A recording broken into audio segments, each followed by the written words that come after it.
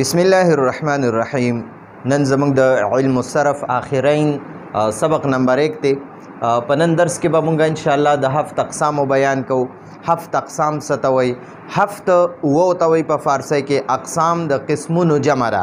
یعنی اقسام ورته په اردو کې وایي او فارسی وغیره کې، او مونږ ورته قسمونه وایو. نو د هفت اقسامو بیان، د هفت اقسامو بیان. خجی اوس د هفت اقسام څه شی دي؟ نو د هغې باره کې درته وایي ځان پویول پکار دي چې د عربۍ په بعضې کلمو کې یعنی د عربۍ په بعضو لفظونو کې یا د عربۍ په بعضو کلمو کې یا د عربۍ په بعضو صیغو کې کله حرف علت وي او کله حمزه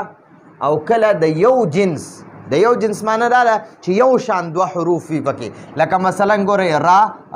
دا پکې دوه ځل راشي، یا دال مد کې دی دال دوه ځل راغی، نو دې دال ته د یو جنس دوه حروف وایي. ټیک شو جي. یا دغه شانتې زلزله نو ګورئ یو زا پکې راله بله زا پکې راله، نو دې دواړو زاګانو ته د یو جنس دوه حروف وایي. یا دا دال یو لام شو دا بل لام شو، نو دې ته د یو جنس دوه حروف وایي. چې دوه یو شان حروف وي مونږ ورته دوه یو شان حروف وایو. دوی لږ علمي انداز کې وایي د یو جنس دوه حروف، د یو جنس دوه حروف وي. لکه یو شان دوه حروف وي، دال پکې دوه ځل راغلی وي، یا را پکې دوه ځل راغلی وي، یا با پکې دوه ځل راغلی وي، صاد پکې دوه ځل راغلی. لکه حس نو صاد دوه ځل پکې راغی. زلزله دا زا او لام دواړه پکې دوه ځل راغلل. نو دغه ته د یو جنس دوه حروف وي. حروف علت څه ته وایي؟ نو حروف علت درې دي. حروف علت درې. اول نمبر دی الف واو یا واو الف یا نو دې ته وایي د دې مجموعه ده وای. ټیک شو جی، دا مجموعه وای ده. اوس حروف علت ته حروف علت ولې وایي؟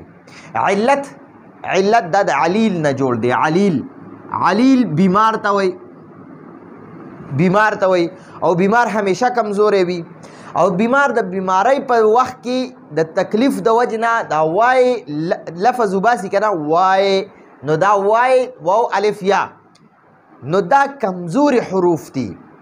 دا علیل بیمار چې دی دا کمزوری وي که نه، نو دا واو الف یا هم کمزوري دي. نو دا چې په کومه صیغه کې راشي هغه صیغه ثقیله شي، درنه شي، نو بیا ته مونږ کله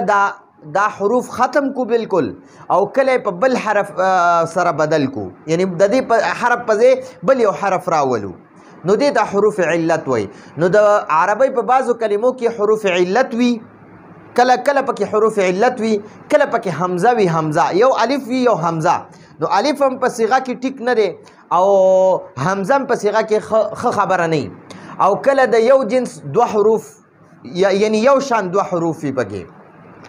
او کله په کلمه کې د دې دریو کلمو نه د دې دریو خبرو نه یوه خبره هم نه وي، یوه کلمه هم نه وي، نه پکې حروف علت وي، نه پکې حمزه وي، او نه پکې یو شان دوه حروف وي. دا درې واړه خبرې پکې نه وي. نو په دې لحاظ سره ټول اسمونه او فعلونه، که اسم وي هغه هم د دې څیزونو نه پاک ساتي، او که فعل وي هغه هم د دې څیزونو نه پاک ساتي. نو د ټول اسمونه او فعلونه څلور قسمه دي.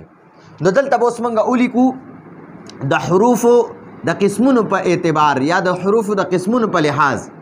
د حروفو د قسمونو په لحاظ، د حروفو د قسمونو په لحاظ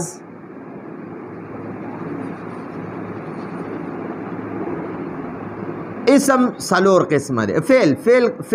د فعل څلور قسمونه دي. د فعل څلور قسمونه دي. اول ته صحیح وایي، صحیح. دویم ته محموز وایي. دریم ته معتل وایي. او څلورم ته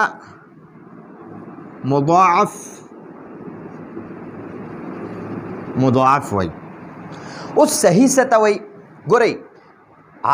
دا صرفیان چې دي صرفیان د دې درې کلمې وي درې ثلاثي مجردو کې درې کلمو ته هغې ګوري فا عین لام فعل لکه مثلا ګورئ دا فا عین او لام دی فعل نو صرفیان وایي چې په دې کې دا فا او عین او لام د دې دریو حروفو په مقابله کې که همزم نه وي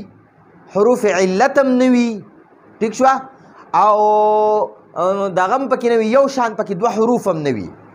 نو دغې ته بیا صحیح وایي لکه ګورئ نصواره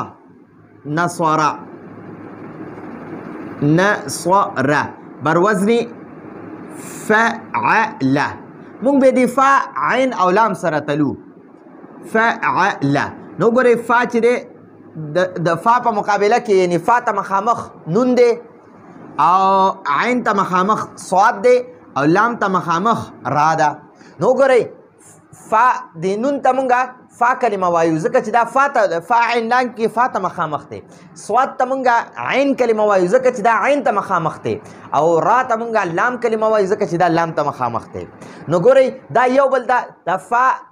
نون ته مخامخ شو عین صاد ته مخامخ شو او لام را ته مخامخ شو نو د فا عین لام په مقابله کې یعنی فا عین لام ته مخامخ نه حمزه شته نه پکې حروف علت شته واو الف یا او نه پکې یو شان دوه حروف شته نو چې نه وي که نه نو داسې صیغې ته بیا صحیح وایي صحیح کومې صیغې ته وایي ګورئ نصوره اوس دا صحیح ده چې په دې کې همزم نه وي د فا عین لام په مقابله کې همزم نه وي د فا عین لام په مقابله کې واو الف یا نه یو حرف هم را نشي د فا عین لام په مقابله کې دوه یو شان حروف هم را نشي ٹھیک شو جی لکه ګورئ اوس ګورئ اکلا نو ګورئ فا ته مخامخ دا حمزه دی الف دی او عین ته مخامخ کاف دی او لام ته مخامخ دا لام دی نو ګورئ د فا مقابله کې دا الف شته که نه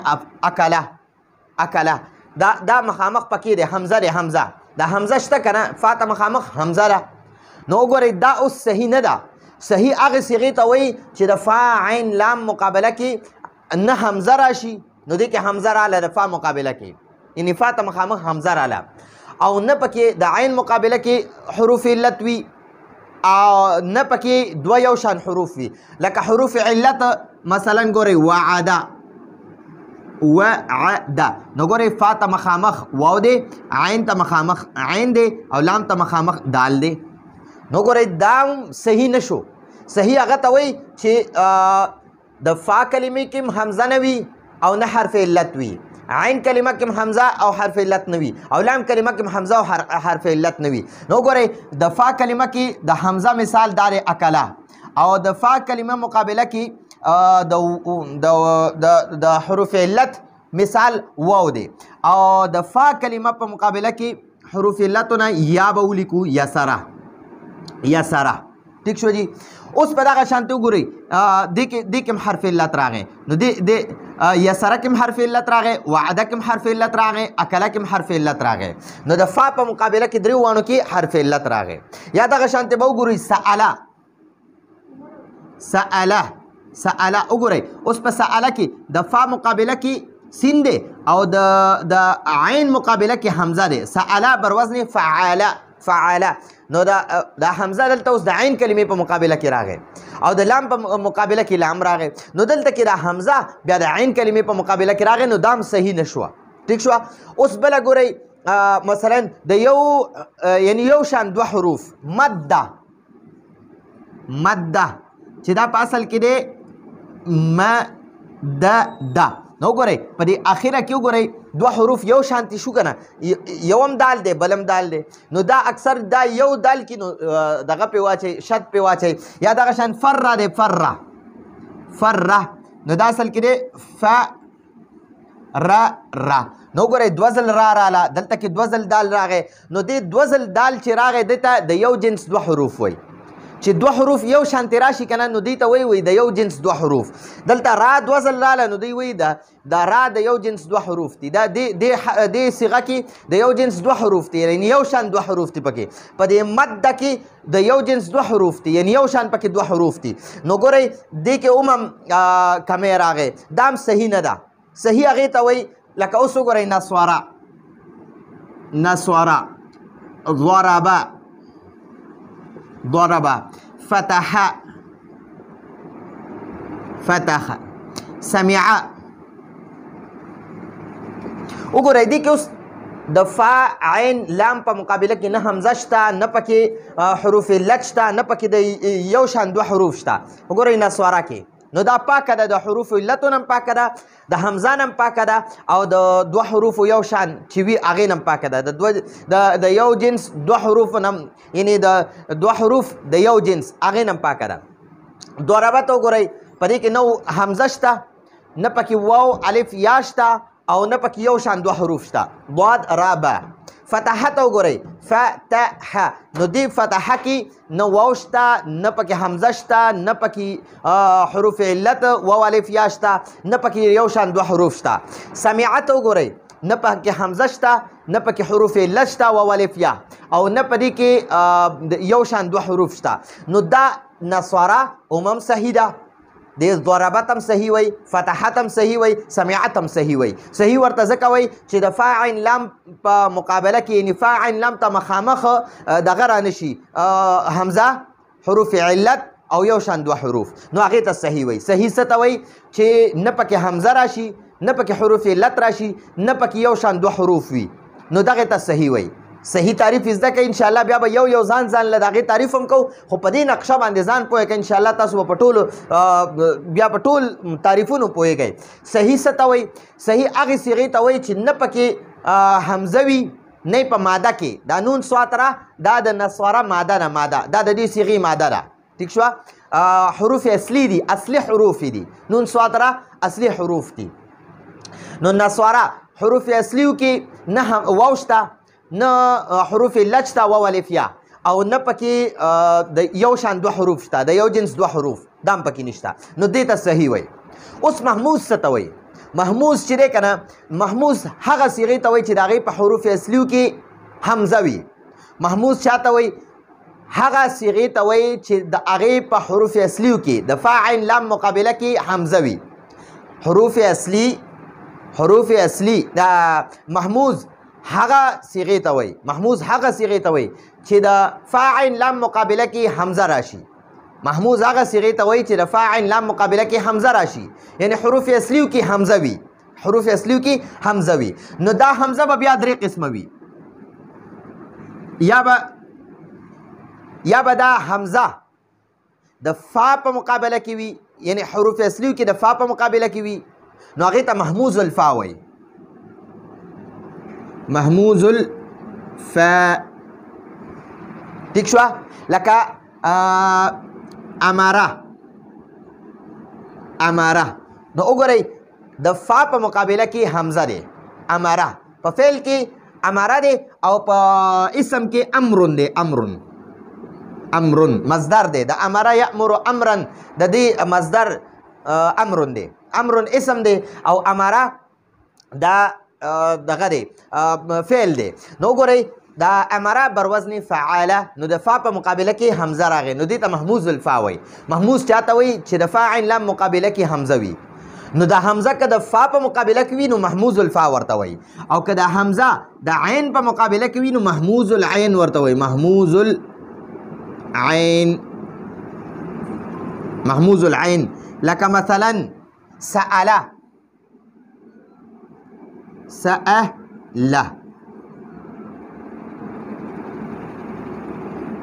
سأله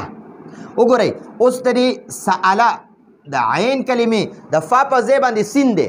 او د عین په ځای باندې حمزه دی سأله نو وګورئ دلته کې اوس د عین کلمې په ځای باندې حمزه راغی نو ځکه ورته محموز العین وایي او کله چې حمزه په محموز کې حمزه د لام په مقابله کې راشي نو هغې ته وایي محموز اللام. محموز اللام محموز اللام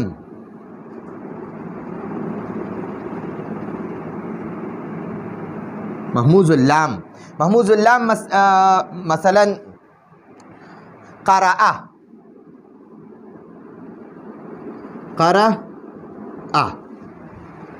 سأل سأل دقشان رأس دا امر شو دا رأس دا اسم دی او قرأ نو دا فعل دی نو د ګورئ د لام کلمې په مقابله کې دلته کې د قرأ د لام کلمې په ځای باندې حمزه راغی د سأل د عین کلمې په ځای باندې حمزه دی او د امره د فا کلمې په ځای باندې حمزه دی نو دې ته د فا کلمه کې چې حمزه راشي نو دې ته محموز الفا وایي د عین کلمې په ځای باندې چې حمزه راشي محموز العین ورته وایي او د لام کلمې په ځای چې حمزه راشي محموز اللام ورته وایي او دا د اسم مثال شو د فعل مثال شو د اسم مثال جزء ٹھیک شو جی نو محموز هم زده شو محموز هغه صيغې ته وایي محموز هغه صيغې ته وایي چې د هغې حروف اصلیو کې حمزه راشي محموز هغه وي چې حروف اصلیو کې حمزه راشي نو که د حمزه د فا په مقابله کې وي حروف اصلیو نه د فا په مقابله کې وي نو هغې ته محموز الفا وایي که د عین په مقابله کې وي نو محموز العین ورته وایي او که د لام په مقابله کې وي محموز اللام ورته وایي دا مثالونه هم ځان سره یاد کړئ اوس معتل څه ته وایي معتل هغه اسم ته وایي چې په هغې کې معتل هغه صيغې ته وایي چې په هغې کې حروف علت وي نو دا حروف علت بیا دوه قسمه دي حروف علت دوه قسمه وي یا به دا حروف علت دا به یو وي په صيغه کې به حروف علت واو الف یا دا به یو وي نو دا هغه یو چې پکې وي که نه نو هغه بیا درې قسمه دي یو چې پکې وي نو هغه بیا درې قسمه وي یا به دا یو حرف علت د فا په مقابله کې وي لکه وعد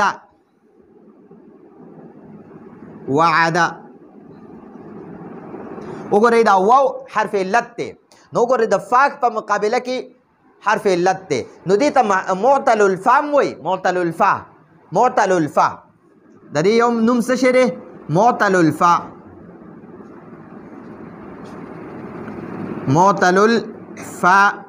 او دویم نوم مثال دی مثال نو د فا په مقابله کې چې کله حرف علت وي د فا په مقابله کې نو هغه ته معتل الفا یا مثال وایي مثال او دویم چې دی که نه دویم هغې ته معتل العین وایي معتل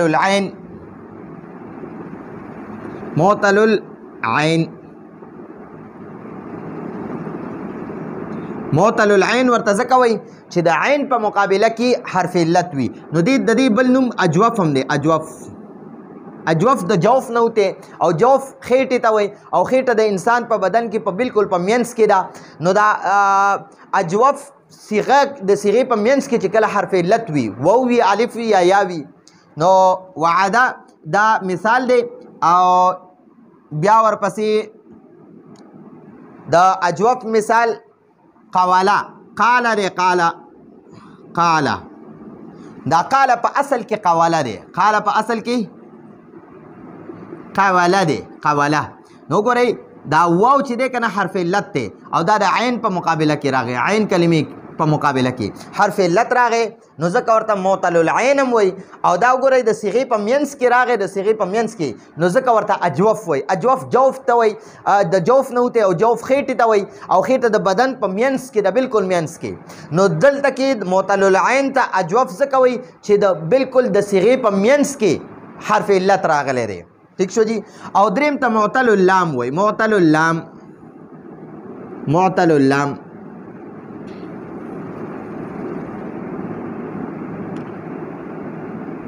دی معتل اللام ته ناقص وایي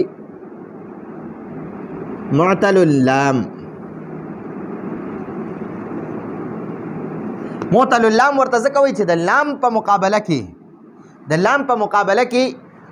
حرف علت راغلی وي لکه دعا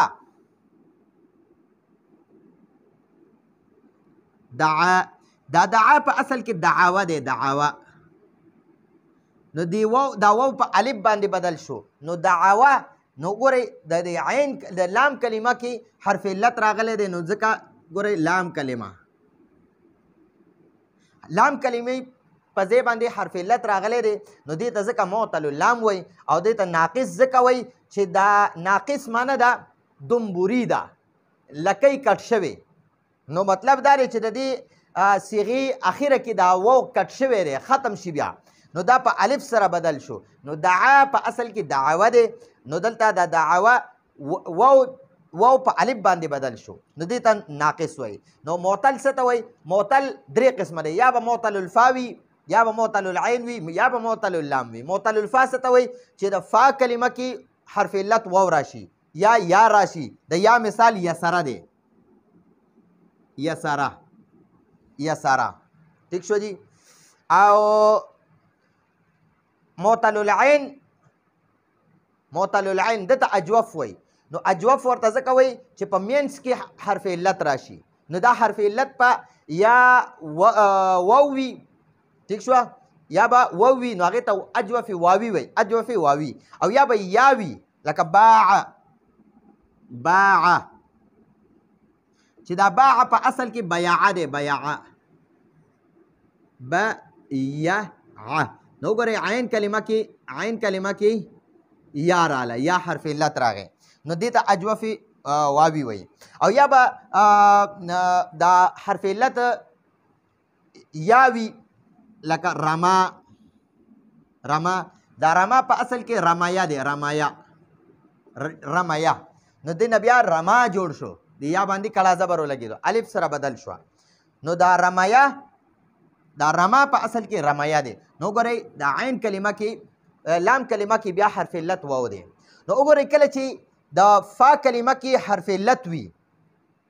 علت وي که دا واو وي نو بیا به ورته موږ وایو مثال واوي چې د فا کلمه کې حرف علت واو وي مثال واوي او که فا کلمه کې حرف علت یا وي نو مثال یایي دغه شان اجوف که د فا کلمه کې د عین کلمې مقابله کې حرف علت واو وي نو هغې ته موږ اجوف واوي وایو او که د عین کلمې په مقابله کې حرف علت عین وي نو موږ به ورته اجوف یایي وایو عین کلمه کې حرف علت یا وي عین کلمه کې نو موږ به ورته اجوف یایي وایو او دغه شان ناقص هم دوه قسمه دی یا به ناقص واوي وي یا به ناقص یایي وي که د لام کلمې مقابله کې حرف علت واو وي نو ناقص واوي به ورته وایو او که د لام کلمې مقابله کې حرف علت یا وي ناقص یایي به ورته وایو ٹھیک شو جی نو دا دعا ناقص واوي دی او رما ناقص یایي دی او قال اجوف واوي او باع اجوف یایي او وعد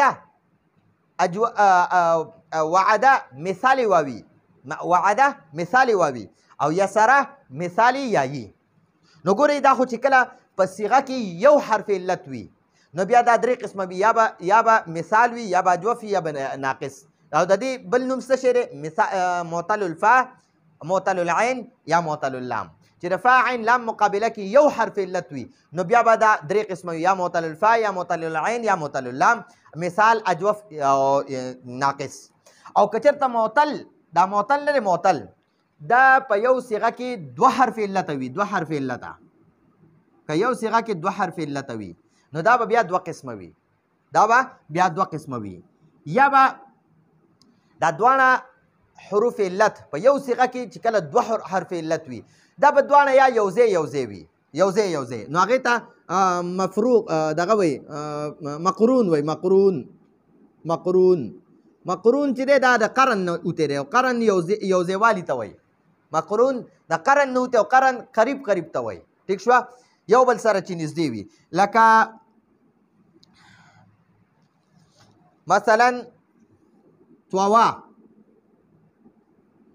طوا چې دا په اصل کې دی طویا طویا دی طویا. نو ګورئ په دې کې دوه حرف علت دي، یو واو دی یو یا ده، دوه حرف علت رالل. نو دې ته لفیف مقرون وایي، دې ته ګورئ لفیف مقرون وایي. کله چې حرف علت معتل نه دی، معتل دوه قسمه دی، یا به پکې یو حرف علت وي نو هغه بیا درې قسمه دي، معتل الفا، معتل العین یا معتل اللام. یا به پکې دوه حرف علت وي نو هغې ته لفیف وایي. لفیف بیا دوه قسمه دی، یو ته لفیف مقرون وایي، لفیف مقرون، یو ته وایي لفیف مفروق.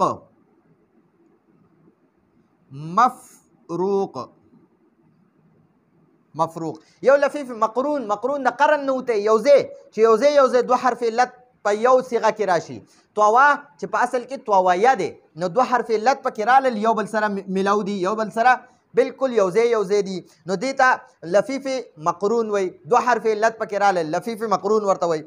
او لفیف مفروق د فرق نه وتی، فرق جداوالی ته وایي. نو دا څه ته وایي چې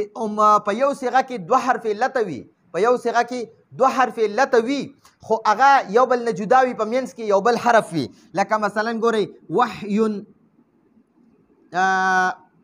یا ورپسې داسې وقایا،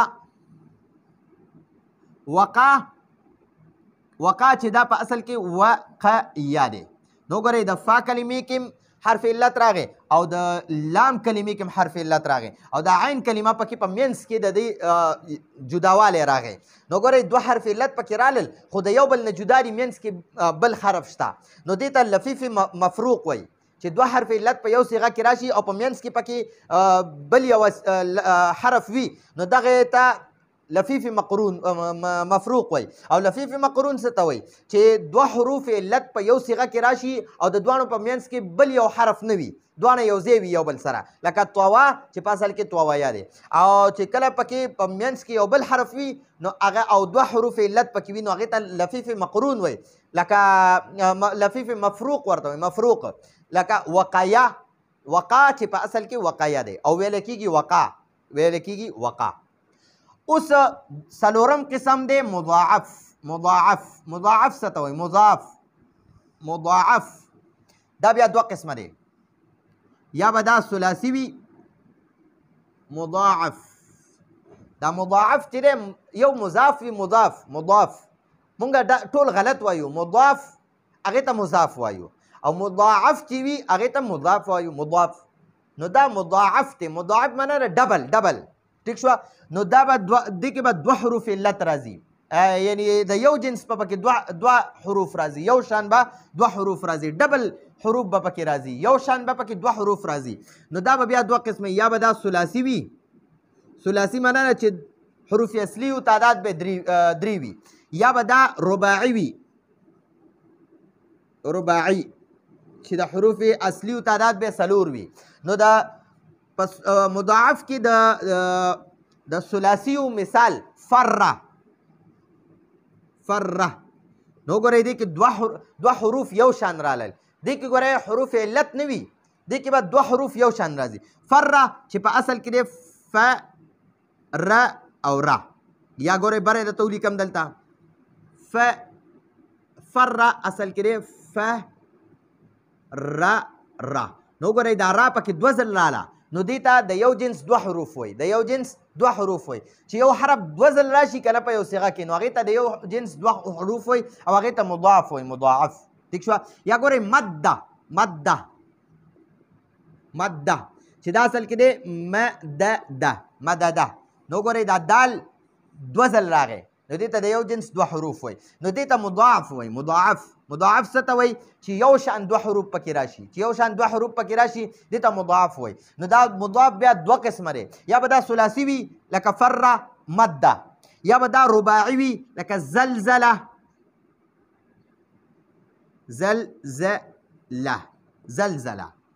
نو ګورئ فا کلمه او دا زلزله بر وزن فعلله.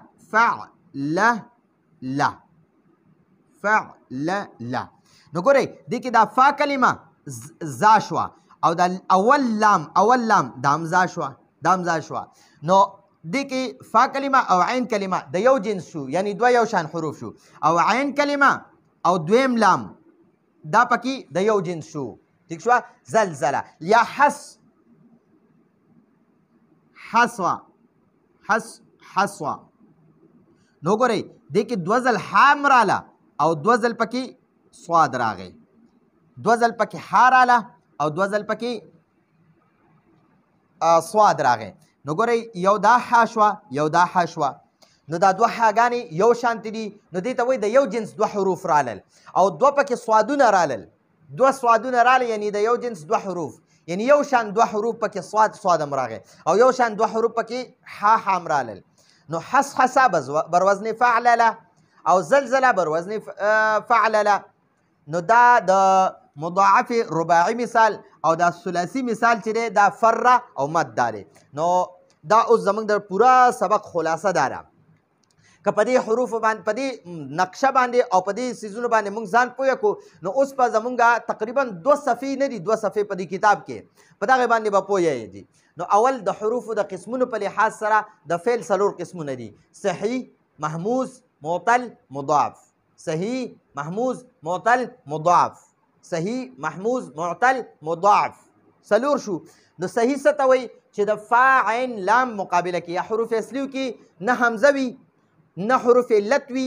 او نه پکې یو شان دوه حروف وي دې ته صحیح وایي محموز څه ته وایي محموز هغه صیغې ته وایي چې په هغې کې حمزه وي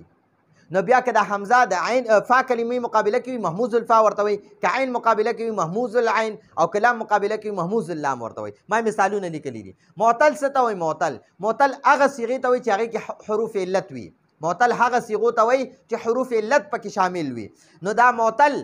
که چېرته په صیغه کې یو حرف علت وي نو دا به 3 قسمه وي یا به معتل الفا وي د فا مقابله کې به حرف علت وي یا به معتل العین وي د عین مقابله کې به حرف علت وي یا به معتل اللام وي د لام مقابله کې به حرف علت وي معتل الفا ته مثال وي او مثال بیا 2 قسمه وي یا به مثال واوي وي یا به مثال یایي وي او معتل العین ته اجوف وي مشهور نوم یې اجوف دی نو دا به یا اجوف واوي وي یا به اجوف یایي وي مې مثالونه لیکلي دي معتل العین څه ته وایي دې ته ناقص هم وایي ناقص هغه صیغې ته وایي چې د هغې په لام کلمه کې حرف علت وي نو که واو وي ناقص واوي او که یا وي ناقص یایي وي بیا دا معتل که چېرته 2 حروف علت په یو صیغه کې استعمال شوي که 2 حروف علت په یو صیغه کې استعمال شوي نو هغې ته لفیف وایي که یو حرف علت په صیغه کې استعمال شوي ابه 3 قسمه وي یا به مثال وي یا به اجوف وي یا به ناقص وي خو که چېرته په یو صیغه کې 2 حروف علت استعمال شوي هغې ته لفیف وایي لفیف معنی ده لپیټه گیا لپیټه یعنی راغون کړی شوی وي نو دې کې هم 2 حروف راغون کړی شوی وي نو دا لفیف بیا 2 قسمه دی یا به لفیف مقرون وي لکه 2 حروف علت په یو صیغه کې دي او دواړه یو ځای دي یو بل سره ملو دي لکه طوا چې په اصل کې طوایا دی او یا به لفیف مفروق وي یعنی دا حروف علت په د یو بل نه جدا وي واو قاف یا وقا دا اصل کې دی وقایا نو ګورئ د فا مقابله کې واو حرف علت دی او د لام مقابله کې یا حرف علت دی 2 حروف علت پکې استعمال شوي دي خو یو بل نه جدا دي او په لفیف مقرون کې 2 حروف علت استعمال شوي یو بل سره یو ځای دي ملاو دي بیا 4م قسم مضاعف دی مضاعف بیا 2 قسمه دي یا به ثلاثي وي لکه فره مده او یا به رباعي وي لکه زلزله بر وزن فعلله او حسحسه بر وزن فعلله زلزله فره بر وزن فعله نو بر وزن فعله فره اصل کې دی فراره بر وزن فعله او مده اصل کې دی مدده بر وزن فعله ٹھیک شو جی نو دې ته چې کله 2 حروف یو شان په یو صیغه کې استعمال شوي هغې ته مضاعف وایي مضاعف هغه به یا ثلاثي وي یا به رباعي وي نو دا درس چې دی دا کومه نقشه هم جوړه کړه دا تاسو ځان سره سکرین شاټ هم واخلئ دا ځان سره لیکئ او بیا به انشاءالله چې په دې هم ځان پوه کړو نو ستاسو به تقریبا 2 صفحې مکمل حل شوي وي دې نه پس درسونو کې به انشاءالله مونږ د صحیح ځان له مثالونه ښه ډېر مثالونه او تعریف بیانو بیا به د محمود ځان له تعریف او د دې دا 3 واړه قسمونه او د هغې مثالونه بیانو معتل د دې معتل به دواړه قسمونه چې یو حرف علت او دوه حرف علت پکې استعمال شوي. یو حرف علت والا به ډېر مثالونه په دې کې مثال څه ته وایي، اجوف څه ته وایي، ناقص څه ته وایي. دغه شان د یو به اوس ځان لا مونږ تعریفونه کوو. نو که تاسو په دې باندې ځان پوه کړي د دې تعریفونو به بیا ضرورت هم نه وي، تاسو به انشاءالله په دې باندې پوهیږئ. نو دا زمونږ د علم الصرف آخرین اولنی درس و. راتلونکي درس پورې اجازت غواړو. هذا هو المرام والله اعلم بحقیقة الكلام.